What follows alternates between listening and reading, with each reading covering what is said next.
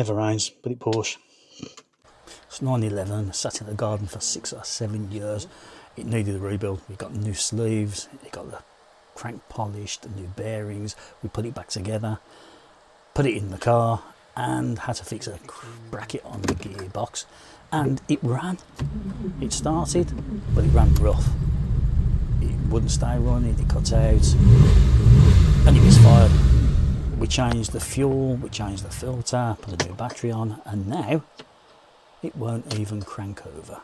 Okay, so I'm going to check the charge on the battery and whether power's making it to the starter motor. That's going to be the first place to go.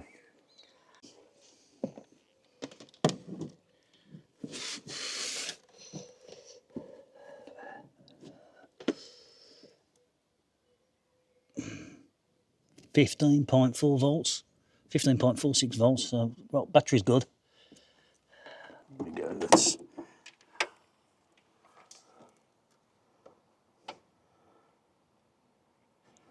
Yeah, 15.29 volts. Okay, so I've checked the battery, I've checked the wiring to the back of the car. So why is the car just completely dead? I think it's computer time.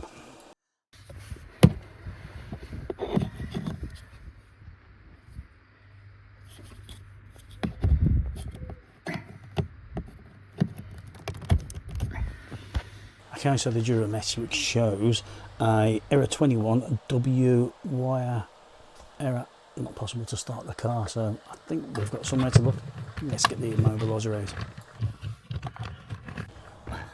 Okay, so the immobiliser's under the passenger seat in a UK car. So I need to get these covers off the rails so I can get to the Torx screws. So there's one cover. Get that screw out, drop down. There's another cover on the other side. There's, again, just one screw holding that in, and it will just slip off. Okay, so now the seat rails are bolted down with 4, I don't know what you call them, reverse Torx, star heady bolts, something like that. Anyway, so yeah, just 4 of those, 2 at the front, 2 at the back.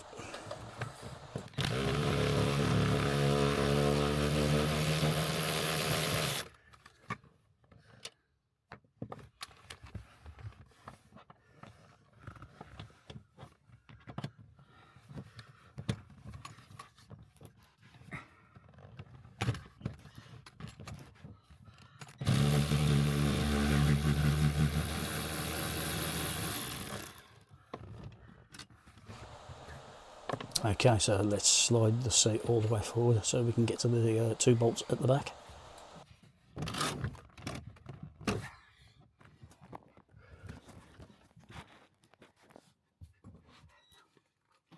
Okay, so you can see the immobiliser unit there, that M534 unit, that's what we want to get out.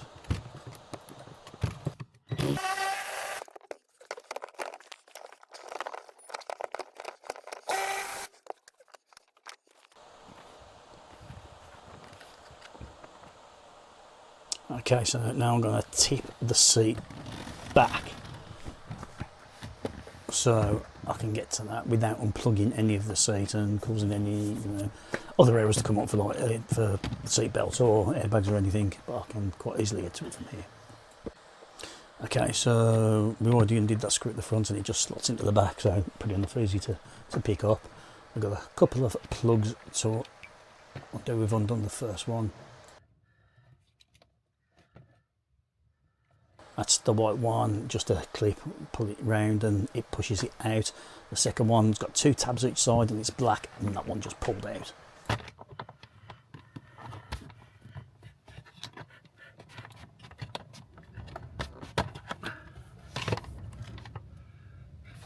Right, now I want to get to the circuit board on side to see whether I can see any damage in there, any water ingress, anything like that. Does it smell?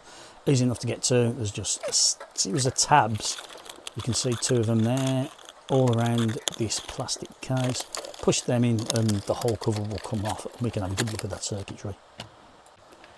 And there we are, there's our circuit board. Right, initially it looks good. I can't see any damage, I can't see any water ingress. I can't smell anything. Doesn't look like there's any dry joints. To be honest, I think the immobiliser is in very good condition, and I don't think this is our problem.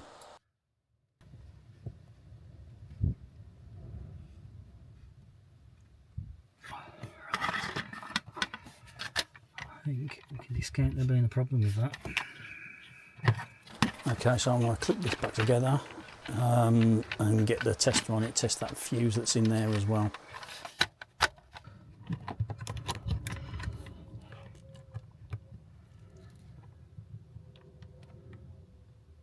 Okay, so that fuse is good. I'm going to take it out, check the fuse again, and I am going to check some of this wiring here as well.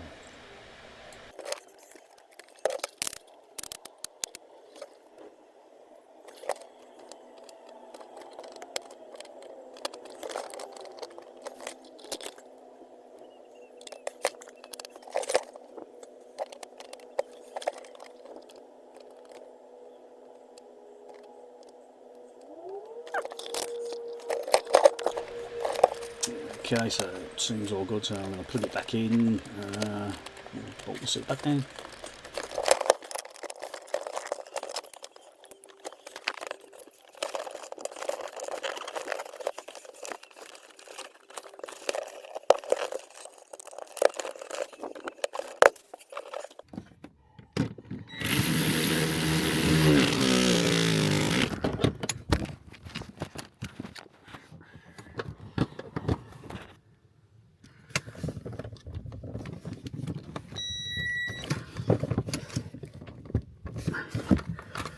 Okay, so next step I'm going to check the relays. They're under this carpet at the back, behind the back seats. And then there's a steel plate, a couple of 10mm bolts, and we can flip that over and get to the relay board that's underneath.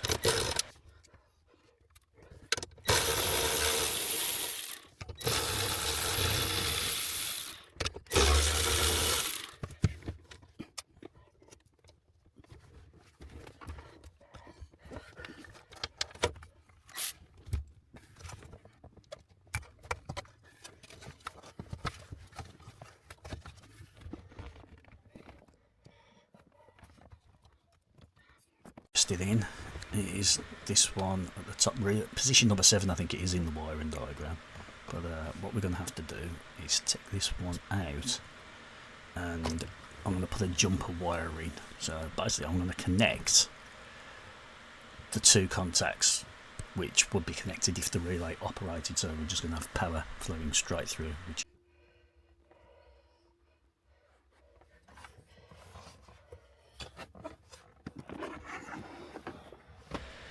Okay, so let's plug this jumper wire in, and well, how does the relay work? Let's have a look. Okay, so when you slip the switch, which in our instance is the key, that provides power to the solenoid, which then, and the low circuit, then passes power from the negative to the positive on the bulb, which in our case is the starter motor. Okay, so we know that this is the starter solenoid because we've got these yellow wires here. So for the feed to the starter, power to the starter motor.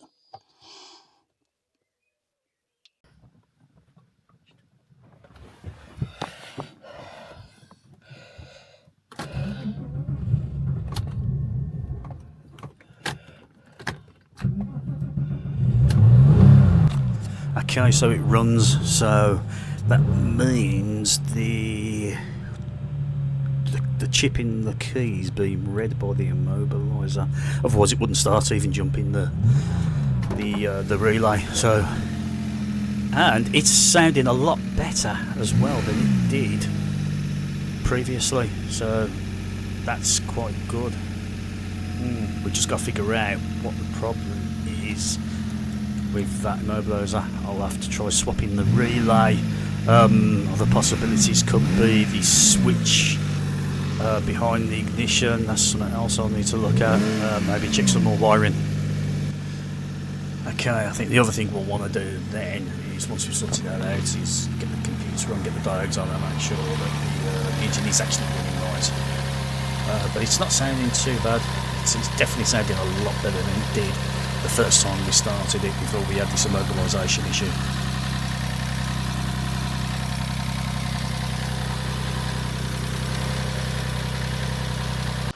Okay, so I've popped a good relay in there. Let's test it. We should be able to hear it click when I put the ignition into the on position.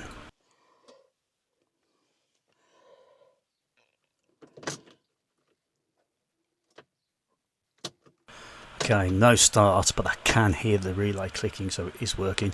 Listen carefully now, you'll be able to hear it.